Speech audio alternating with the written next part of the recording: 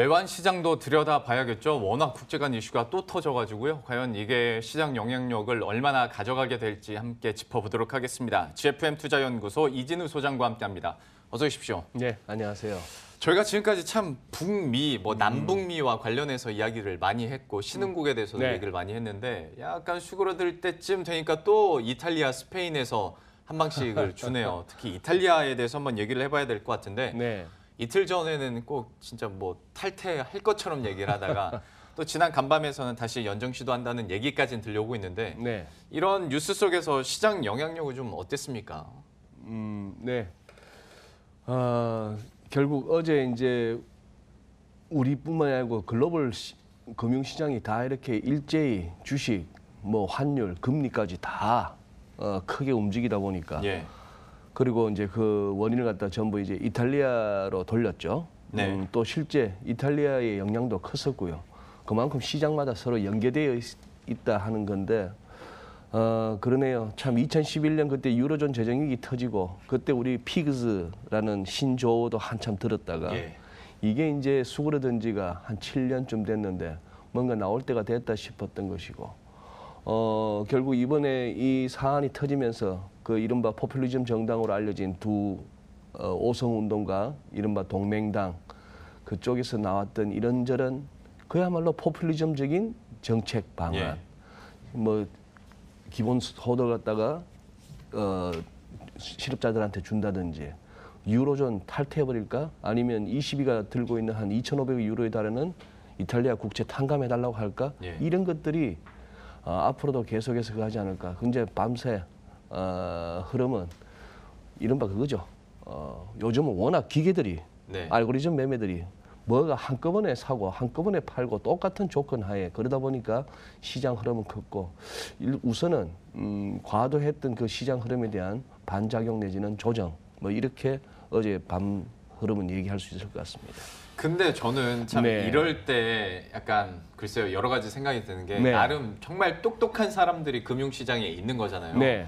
근데 이런 정치적인 불안 때문에 하루는 쑥 빠졌다가 하루 만 24시간도 안 지나가지고 갑자기 뭐 다 해소될 것처럼 이거를 받아들이면서 정말 금융시장이 올라가는 거 보면 약간 왜 그럴까? 뭐가 문제인 걸까? 그리고 뭐 때문에 다시 이렇게 안정을 찾는 걸까라는 되게 원초적인 좀 궁금증이 들어서요. 여기에 대해서는 어떻게 생각하십니까? 그게 좀 시장인 것 같아요. 예를 들면 우리 그런 얘기들 하지 않습니까? 뭐 요즘 핫한 대북 경협주만 하더라도 실제 이른바 뭐 북한 쪽에 가서 토목공사 이루어지고 철도가 깔리고 뭐 이런 식으로 되는 게 당장 내일이나 내년이 아니잖아요. 그렇죠. 그거 아마 경협주 하시는 분들 다 아실 거예요. 그럼에도 그러는 게 또 시장 아니에요. 그런 상황이고 지금 유로달러 보시죠. 지금 최근 일주일 흐름만 이렇게 보시면은 뭐 이렇게 나옵니다. 마켓워치에서도 차트가 좀 재밌게 나왔어요. 일주일간의 흐름인데 지금 이게 그거예요. 28, 29, 30 이날 우리가 쿵 했던 거 아닙니까?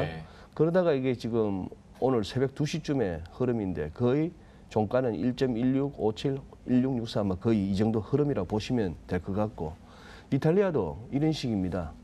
보시면은 연초에 너무 오버했다가 2월 달에 그리고 또 더 땡겼다가 이게 한꺼번에 다 터있는 상황인데 자, 이 정도 왔으면은 이 정도 또 양봉 나오는 거 우리 시장에서 흔히 보는 거 아니겠습니까? 그러니까 지금 뭐 이렇게 봐야겠죠. 다시 이탈리아 전국이 안정을 찾았다는 아닌 것 같아요. 앞으로도 이제 계속해서 또 그 추이를 봐야겠죠. 지금 당장 정부가 구성이 안 되고 있는 내각이 지금 짜여지지 않고 있는 그런 상황인데 이 두 사람 우선 국채 수익률도 일단은 기술적 조정으로 볼 수가 있는 거죠. 저렇게 쭉쭉쭉 매일 가다가는 그냥 망하는 거예요. 그냥 망하는 거고 이 왼쪽에 오성운동 대표 31살이라고 하죠. 오른쪽에 마테오 살비니 동맹당 여기가 기본적으로 연정이 될 수 있는 두 정당인가 하는 생각은 가져봅니다. 왜? 왼쪽 오성운동은 이른바 남부 쪽이에요. 그리고 저 살비니 저쪽은 밀라노를 중심으로 한 북부 쪽 이탈리아가 그런 거 아니에요. 남쪽보다 북쪽이 훨씬 더 좀 더 사는 데입니다. 예. 그런 상황이라서 서로의 어떤 정책 방향이나 어필하고자 하는 그 유권자들도 좀 다르고 한데 연정이 순조롭게 갈 것인가 하는 부분도 그거 하고 그다음에 지금 봐서 저 두 사람 사진만 봐도 느낌 오지 않습니까? 유로존 탈퇴할 용기나 비전 그런 거 없습니다. 그냥 생계형 정치인들이에요. 예. 예.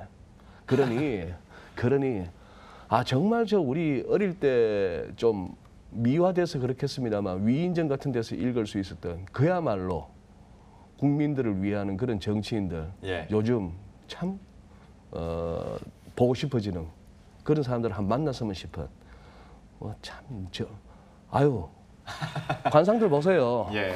아니 뭐 사실 네. 동맹당 같은 경우에 요즘엔 다시 인기 많아지니까 다시 뭐 조기 총선을 해야 된다고 얘기를 하고 그러니까 당이란 게 뭐 지지도나 인기 따라서 또 그때그때 스탠스가 네, 달라질 수 네, 있는 거고 얘기를 네. 해주신 것처럼 지금 두 사람이 신경전을 벌이고 있기 때문에 정말로 뭐 이유를 탈퇴하는 데까지 가겠냐에 대해서는 좀 이거는 가능성이 희박하다라고 보겠고 그리고 그렇게 되면 이탈리아 죽습니다. 그렇죠. 예. 누가 살려주겠어요? 그렇게 되면 이제. 예를 들어 뭐 지금 뭐 그동안에 이렇게 연정을 구성하면서 했던 얘기 중에 우리 유사화폐 유로 말고 예. 뭐 이상한 종이 쪼가리 들고 이것도 돈이라고 해서 하겠다고 하든지 만약 유로존 탈퇴해서 그럼 다시 이탈리아 리를 갖다 다시 복구시킨다고 했을 때 이탈리아 정부는 그럼 1유로가 1리라야 자기들끼리 정한다고 한들 예. 세상이 인정해 주겠냐고요. 그렇죠. 네. 정 소장님 표현이 재밌다는 채팅창 반응이 벌써 나오고 있고 관상까지 보신다는 예 저희 리액션까지 들려오고 있습니다. 네. 이탈리아에 대해서는 뭐 글쎄요 어떻게 정국이 변할지 저희가 계속 지켜봐야 되기 때문에 그나마 간밤에는 좀 완화되는 느낌이 있어서 저희가 네. 웃으면서 그래도 얘기할 수 있는 것 같고요. 이번에는 달러에 대해서도 얘기를 해보도록 하겠습니다. 네. 시간이 많이 가서 질문은 짧게 네. 하겠습니다. 달러 흐름은 좀 어떻게 보고 계십니까? 우리 달러요. 그러니까 지금 이 소위 말하는 삼고 유가도 높고 금리도 높고 달러도 강해지는 예. 그게 이제 최근에 한 4, 5월 달에 시장 흐름이었는데 그중에서 유가하고 미국채 수익률로 대변되는 금리는 꺾였는데 달러가 좀처럼 안 꺾이고 있죠. 예. 이제 그런 상황이고 그래서 이거 한번 달러는 지금 유로 달러 차트 띄워주셨는데 유로화 출범 이래 99년 출범 이래 지금까지 흐름이 다 나오고 있습니다. 보시다시피 처음 출발해서는 유로 약세, 2002년부터의 글로벌 달러 약세 중에 유로 강세 그리고 이 흐름 이 무렵이었어요. 우리가 이탈리아, 스페인, 그리스 얘기할 때가 이때였고 이때 드라기 총재의 그 유명한 무엇이든지 하겠다. 예. 그리고 2014년, 2012년이 아니고 이때는 2014년이었죠. 그때는 또 통화정책 괴리 이걸 갖다가 언급하면서 또 대대적인 달러 바이를 갖다가 촉발했고 자 이것도 보면 이게 다 모든 딜링룸의 딜러들이 다 똑같이 접근하기 때문입니다. 예. 2014년 이후에 유로 약세 달러 강세에 대한 조정이 얼만큼 오니까 또 주춤주춤거리는 그런 상황이라서 그래서 의외로 우리 12일 날 싱가포르에서 회담 열린다고 보고 12, 13 또 FMC 있고 그다음 날 14일 날 22 통화정책 회의가 있는데 이 와중에 결국 또 20일을 한번 주목해야 되는 상황. 그리고 우리 달러는 이렇게 보시죠. 안 움직이네요.